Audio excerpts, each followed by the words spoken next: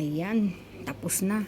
Nakalimutan ko namang i-vlog guys. Ay, nung pinaayos ko yung itong Shura ko. Yung dati kong cabinet dito sa tindahan ko sa Sari-Sari store. Ginawa kong Shura kasi alam mo yung Shura ko. Ay nako, nakailang bili na ako ng mga Shura na plastic. Nasisira lang din, nagka-crack habang tumatagal sila yung parang humihina.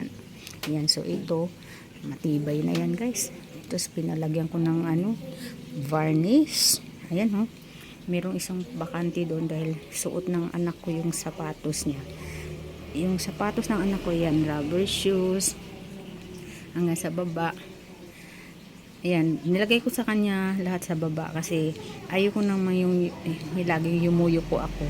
Siya medyo bata pa kaya mo siyang yumuko.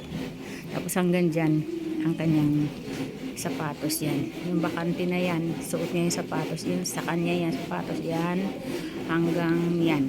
Tapos yan, madilim na guys Madilim hindi na makita yung yan.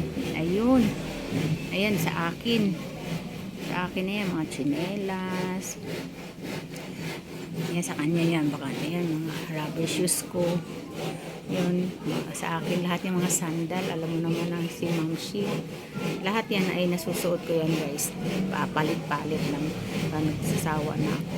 Tapos on top, wala. So pinag-iisip ako pa kung ano ilalagay ko dito sa taas. Para mag-organize itong aming shoe rack. So okay na guys. Na na. Diba? Ang ganda na. Organized na, maayos na. Kaya natutuwa naman ako ngayon dahil ayan, narinig na yung panday ko. Ayan, matagal na akong nagpapagawa din sa panday ko ngayon guys. So pinapagawa ko ngayon ay cabinet. Ako pala yung naglalaba ngayon guys. Ito yung mga labahin ko. Pangatlong load. Ayan ang mga kasasampay ko lang. So yun yung panday na nyo gumagawa. So nagpapagawa ako ng cabinet dun sa kwarto ng anak ko.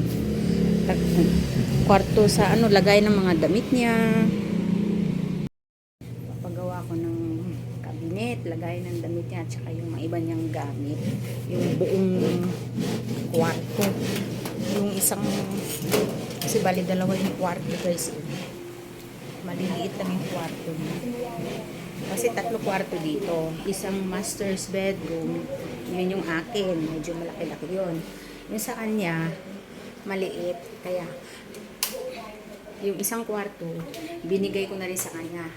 Kumbaga, doon lahat ng gamit niya, lahat ng mga damit niya, mga gamit niya sa mga make-up niya. Yan, pakita ko sa inyo. Ito yung kwarto ng anak ko. Gusto ko, di ko napakita guys kasi ang gulo. Alam mo namang kwarto ng lalaki guys. Ang gulo Ayan Gusto ko tulugan lang niya ito. Tapos,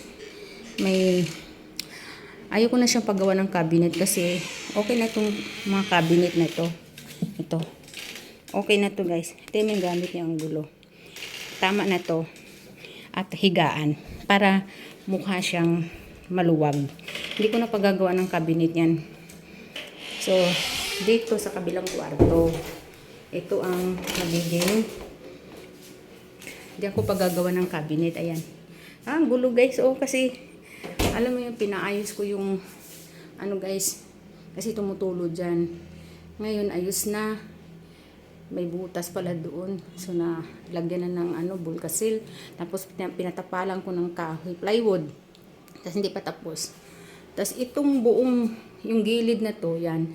Yung buo na yan, yan ang magiging cabinet niya yan guys, ng damit. Ito, ito.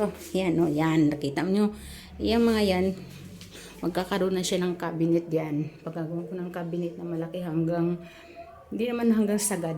Mga ganyan. Mga ganyan lang, ganyan. Para doon sa taas, pwede pang paglagyan kung ano man yung pwedeng ilagay doon. Tapos yan na yung lahat ng isang cabinet pero malaki. Andyan yung damit niya at saka yung iba niyang gamit. Kasi arrange namin. Tapos ito yung magiging makeup room studio niya. Tapos andito na rin yung gamit niya. Dito na siya magbibis. Tingnan mo, O, kasi nga, nag-aayos nga kami guys. Dito talaga yan guys. I-arrange lang namin to para yung iba kong gamit din dito. Nandito rin. Ayan yung mga bedsheet ko, mga comforter, nandun pa. Gulo, oh. Tignan mo guys, maliit lang talaga yung kwarto niya. Oh. Studio type. Ang kwarto guys, studio type. Kaya, isang cabinet lang talaga para,